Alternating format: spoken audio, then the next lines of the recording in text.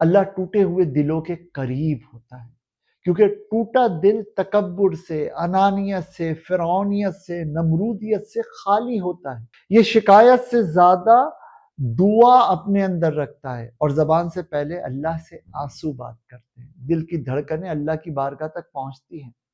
اللہ کو وہ دل بہت محبوب ہے جو مجبور ہو کر اس کی طرف پلٹ آئے۔ اللہ بعض اوقات ہم سے چیزوں کو چھین لیتا ہے۔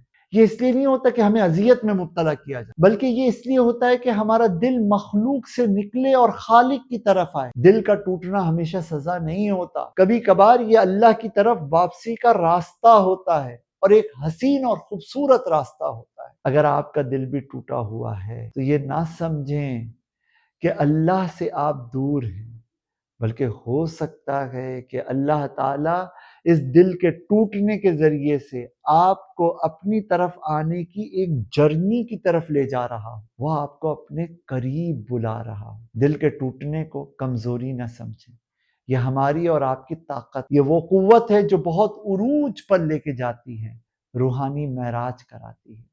ٹوٹے دل کے ساتھ اللہ کی بارگاہ کی طرف متوجہ ہوئیے، یقین کیجئے وہی پروردگار دل کو شفا اور سکون عطا فرمائے گا۔